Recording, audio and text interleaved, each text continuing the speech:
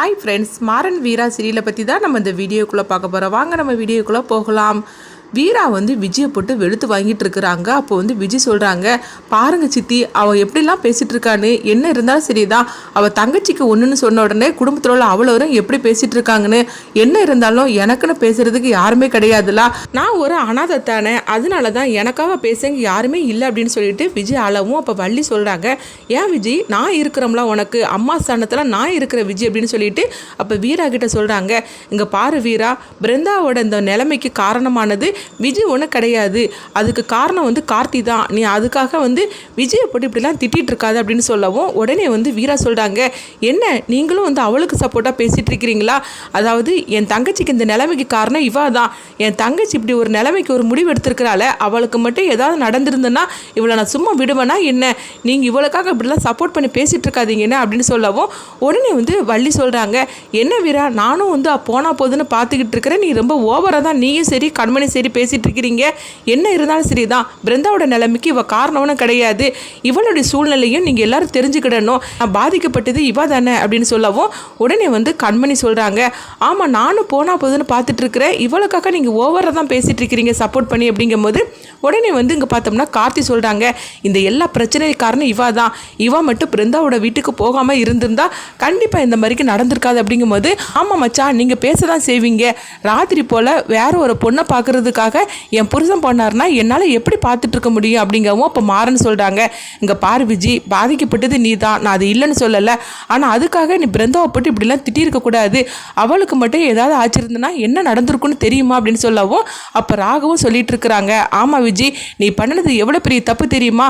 பிருந்தாவுக்கு நல்ல வேலையாக எதுவும் நடக்கலை, ஆனால் அவளுக்கு மட்டும் ஏதாவது ஆயிருந்தனா என்ன ஆயிருக்கும் அப்படின்னு சொல்லவும் உடனே விஜய் சொல்கிறாங்க, பார்த்தீங்களா எல்லாரும் கூட்டு சேர்ந்துக்கிட்டு என்ன இந்த மாதிரிக்கு நீங்கள் பேசிகிட்டு இருக்கிறீங்களே, பிருந்தாவுக்கு ஒன்றுன்னா பேசுகிறதுக்காக சப்போர்ட் பண்ணுறதுக்காக நீங்கள் எல்லாரும் இருக்கிறீங்களே, ஆனால் எனக்குன்னு யார் இருக்கிறா, எனக்குன்னு ஒருத்தர் இல்லாதனால தானே இப்படிலாம் பேசுகிறீங்க அப்படிங்கவும் அப்போ வள்ளி சொல்கிறாங்க, என்ன வீரா, நானும் பார்த்துட்ருக்கிறேன், எல்லாரையும் தூண்டி விட்டுட்டு இருக்கிறியா என்ன அப்படின்னு சொல்லும் போது அப்போ வீரா சொல்கிறாங்க, நான் உன்னை தூண்டி விட்டுட்டு இருக்கல, ஆனால் இவ பண்ணுறது தப்பு, பிருந்தாவுக்கு மட்டும் ஏதாவது நடந்துருச்சுன்னா இவளுக்கு நாங்கள் சும்மா விட்டுருப்போமா என்ன?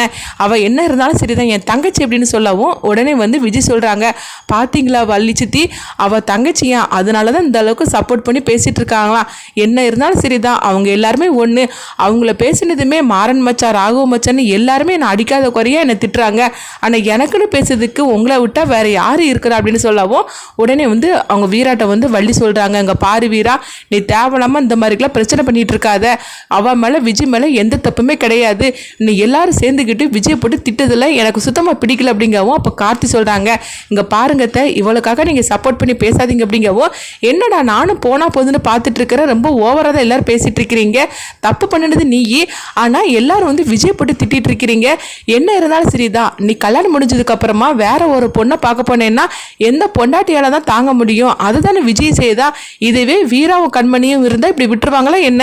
அவங்களும் அதே தான் செய்திருப்பாங்க, அதை தான் நான் அவளும் பண்ணுனா, ஆனால் எதுக்காக இவ்வளோ போட்டு திட்டிகிட்டு இருக்கிறேன், நீ திட்டுறனால தான் எல்லாருமே விஜயை போட்டு திட்டிகிட்டு இருக்கிறாங்க அப்படின்னு சொல்லவும் உடனே அவங்க வீராட்ட சொல்லிட்டு இருக்கிறாங்க, இங்கே பாரு வீரா, இந்த பிரச்சனை இதோட விட்டுரு, இதுக்கு மேலே நீ விஜய் திட்டினேன்னா அப்புறம் நான் சும்மா விட மாட்டேன் அப்படிங்கும்போது உடனே வீரா பார்க்குறாங்க, என்ன நானும் பார்த்துட்டு இருக்கிறேன், நீங்கள் ஓவராக அவளுக்கு சப்போர்ட் பண்ணி பேசிகிட்டு இருக்கிறீங்க, என் தங்கச்சிக்கு மட்டும் ஏதாவது நடந்துருச்சுன்னா கண்டிப்பாக நான் சும்மா இருக்க மாட்டேன், ஆனால் இன்னும் சொல்லிக்கிட்டுதேன், இவளுக்காக நீங்கள் சப்போர்ட் பண்ணி பேசிகிட்டு இருக்கிறீங்களா, இத்தனை நாள் இருந்தால் நாங்கள் உங்கள் கூட இருந்திருக்கிறோம், ஒரு அம்மாவாக நான் நினச்சிருக்கிறேன், ஆனால் கடைசியில் இவளுக்காக நீங்கள் பேசுகிறீங்களா அப்படிங்கவும் உடனே விஜய் சொல்கிறாங்க, பார்த்தீங்களா வள்ளி சித்தி, உங்களை இந்த மாதிரிக்கெல்லாம் வீரா பேசிகிட்டு இருக்கிறா, ஏன் நிலைமையில தான் நீங்களும் இருந்துட்டு இருக்கிறீங்க, ஆக மொத்தத்தில் இந்த குடும்பத்தில் நம்ம ரெண்டு பேருக்கும் எந்த ஒரு முடிவுன்னு பார்த்தீங்களா, எல்லாருமே ஒன்றா இருக்கிறாங்க, நம்ம ரெண்டு பேரும் தான் தனியாக நின்றுட்டு இருக்கிறோம் அப்படிங்கவும் இப்படி விஜய் அவங்க வள்ளியை போட்டு ஏற்றி விட்டுட்டே இருக்கிறாங்க. வள்ளியை இது புரிஞ்சிக்காம வீராவை போட்டு திட்டிகிட்டு இருக்கிறாங்க, அவங்களுக்கு ரெண்டு பேருக்குள்ள ஒரு வாக்குவாதம் ஏற்பட்டு இருக்கவும் அப்போ ராமச்சந்திரன் தடுக்கிறாங்க, தயவு செய்து இந்த பிரச்சனையை இதோட நிறுத்துறீங்களா, அதான் பிருந்தாவுக்கு எதுவும் நடக்கலன்னு தெரிஞ்சு போச்சுல, இதோட இந்த பிரச்சனையை விட்டுருங்க பேசாதீங்க, தயவு செய்து எல்லாரும் அவங்கவுங்க வேலையை பார்க்க போங்க அப்படின்னு சொல்லவும் உடனே வந்து எல்லாரும் ஆளாளுக்கு ஒவ்வொருத்தரும் முறைச்சு பார்த்துட்டு அங்கேருந்து கிளம்புறாங்க. இதெல்லாம் பார்த்துட்டு விஜய் வந்து ரொம்பவே சந்தோஷப்பட்டுட்டு இருக்கிறாங்க. எல்லாமே ரொம்ப கச்சிதமாக நடந்துட்டு இருக்கு அப்படின்னு.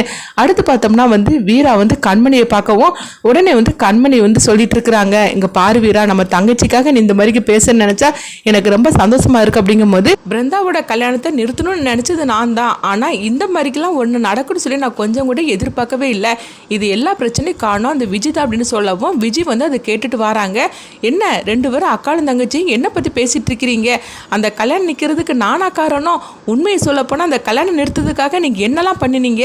ஏன் ராமச்சந்திரன் மாமாவை தூக்குனது கூட நீங்கள் தான் அப்படின்னு சொல்லவும் இதை கேட்டதுமே வீரா அதிர்ச்சி அடைகிறாங்க.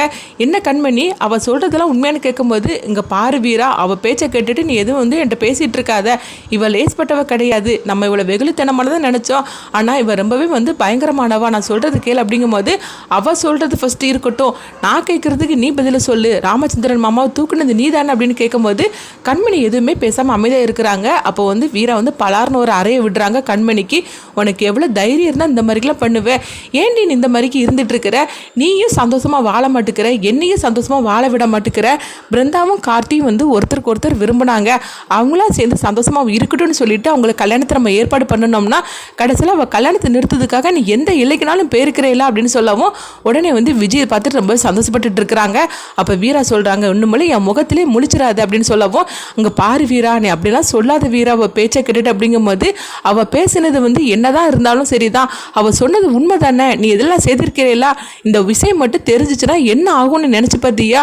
எதுக்காக உன்னுடைய புத்தி இந்த மாதிரிக்கெல்லாம் போகுது அப்படின்னு சொல்லிக்கிட்டு உண்மையில என்கிட்ட பேசாத, என் முகத்திலே முழிக்காத, ஆனால் எல்லாரும் இப்படி இருப்பீங்கன்னு சொல்லி நான் கொஞ்சம் கூட எதிர்பார்க்கல அப்படின்னு சொல்லிக்கிட்டு வீரா அங்கேருந்து கோவத்தோட போகவும் உடனே கண்மணி வந்து விஜய் கிட்ட சொல்கிறாங்க, இப்போ உனக்கு சந்தோஷம் தானா? எங்களுக்குள்ள சண்டை ஏற்படுத்திட்டல அப்படிங்கும்போது ஆமாம், என்னை பற்றி நீங்கள் போட்டு கொடுத்தீங்க, உங்களை பற்றி நான் போட்டு கொடுத்தேன், இதில் என்ன இருக்குது அப்படிங்கிறாங்க.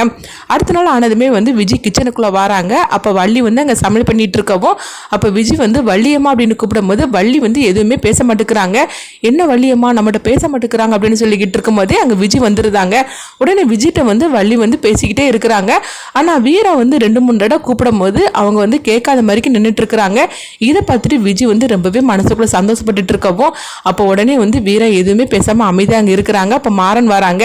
என்ன விஜய் என்னாச்சு அப்படிங்கும்போது இல்லை ஒன்றும் இல்லை அப்படிங்கிறாங்க. அப்போ வந்து மாறன் வந்து கேட்குறாங்க வள்ளிக்கிட்ட, என்னத்த சமையலாம் ரெடி ஆயிடுச்சு அப்படிங்கும்போது அப்போ வந்து வள்ளி மாறன் கிட்டே எதுவுமே பேச மாட்டேங்கிறாங்க. ஆனால் விஜய்கிட்ட மட்டும் பேசிட்டு இருக்கவோ அப்போ மாறனுக்கு புரிஞ்சிருது, ஓஹோ கிச்சனுக்குள்ள வீரா வந்திருப்பா, அப்போ அத்தை வந்து பேசாதனால தான் வீரா இப்படி இருக்கிறா அப்படின்னு சொல்லிக்கிட்டு மாறனுக்கு புரிஞ்சிருது.